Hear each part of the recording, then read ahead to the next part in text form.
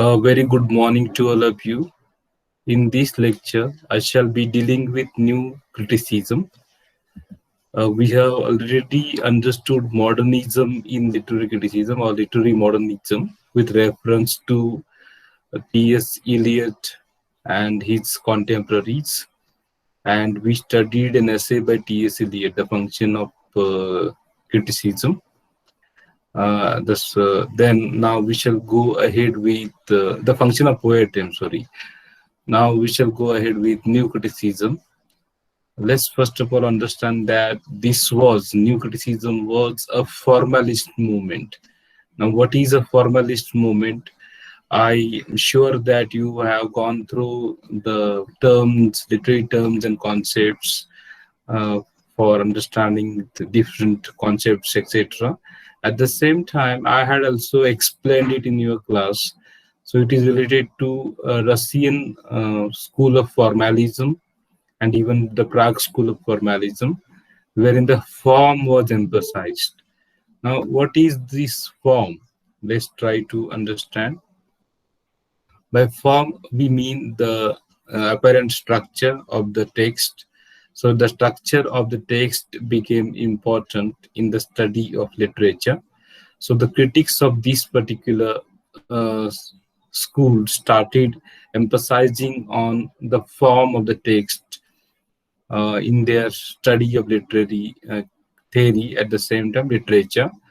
And this particular literary theory, new criticism, was dominated by American literary criticism. And it was there in the middle decades of the 20th century, means around 1950 to, we can say, 1970s, etc. So this particular new criticism was dominant in American literary criticism. This particular literary movement or this particular criticism emphasized close reading. Now, what is this close reading? Close reading means the reading of poetry, as actually, of course, it can be of story, etc. But it gave focus to poetry. So, reading of poetry to discover how a work of literature functioned as a self-contained, self-referential aesthetic object. So they try to read the text carefully without looking outside the text. So their focus was, suppose you take the example of a poem.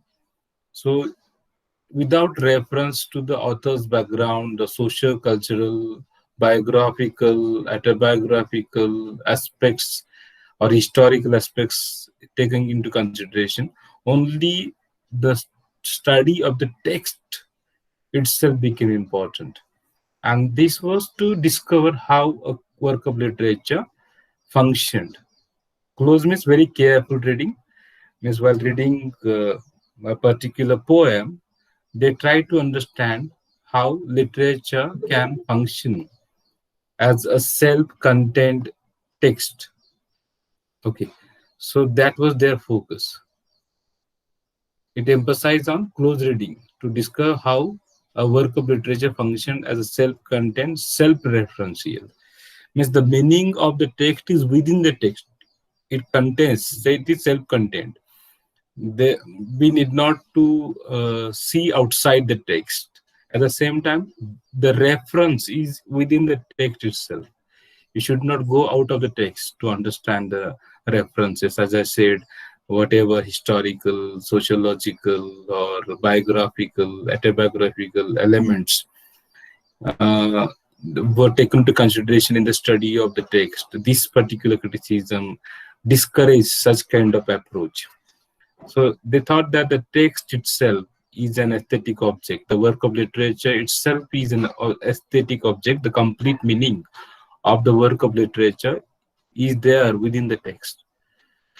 So this new criticism is the name given to a style of criticism advocated by, as I mentioned, the group of academics writing. Now, they were academicians. They were not writers as such. So this movement was there in America, and the influence of it was there in England as well. during the half of the 20th century. So, like formalism, as I mentioned, it tended to consider texts as autonomous. Autonomous means which something which has its own way of functioning. It is autonomous means it is self-dependent. You need not to go for other aspects, and it is closed means once the writer writes, it becomes closed means, as I said earlier, the text is full of meaning. The work of literature is full of meaning, and the meaning can be found within the text itself. Suppose I am in this particular room and this is a closed room, and once I come in this room, I should find everything in this room itself. I shouldn't peep out at all. So that is what closed reading means, the text when we understand the term closed. So it means that everything that is needed to understand a work is present within the work itself. So that the reader does not need outside sources.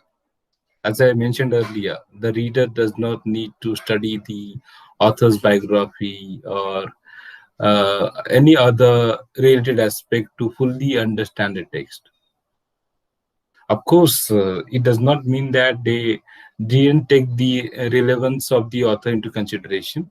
Of course, they took to some extent, but that wasn't the major aspect of their study. Means they did take into consideration the author's background, the possible sources of the work, but still they insisted that those types of knowledge had very little significance, in order to judge the work of literature. Of course, you can study them, but they are not completely applicable or significant in the merit of literature to decide the merit of literature. So, like formalist critics, no, I had mentioned formalism in Russia, formalism in Prague. So, Roman Jakobson was closely related to this formalist criticism. Like the formalist critics, new critics focus their attention on the variety and degree of certain literary devices. So for that, you need to again go to your literary terms section of literary terms and try to understand the formalist movement in literary criticism. So like them, new critics also focused on literary devices. Specifically, they focused on metaphor, irony, tension, and paradox. So we are going to study an essay by Clint Brooks, wherein he talks about the paradox in poetry. So they focused on these aspects, and they emphasize on close reading as a way to engage with the text, and they paid close attention to the interactions between form and meaning. This is very important. So their special focus was on the interactions between form and meaning, means how the form of the text conveys a meaning. So the form and meaning are not two separate entities. Rather, the meaning is revealed through the form itself. That's what these particular critics believed. Okay. And when we talk about the important contributors to this particular movement or this field, this literary criticism, we can take the name of Alan Tate, Robert Penn Warren, then John Crow Ransom, Clint Brooks, one of the authors that we are going to study, William Impson, and F.R. Lewis. Apart from that, we can take the name of William K. Wimsett and Monroe Beardsley. These two critics, they coined the term intentional fallacy, which is related to new criticism. I suggest you people to go back to the literary terms and concepts to understand literary intentional fallacy. Apart from that, other terms associated with new criticism include affective fallacy, then hearsay, paraphrase, and ambiguity. So these are some associated terms with new criticism. So in your certain net examination, these kind of questions are set. Means they can ask you uh, the questions like, to which literary movement is the term here say paraphrase is associated, or to which movement the term intentional or effective fallacy are associated. So such kind of questions can be asked. So be ready for that. So with this, I would like to end my discussion on new criticism.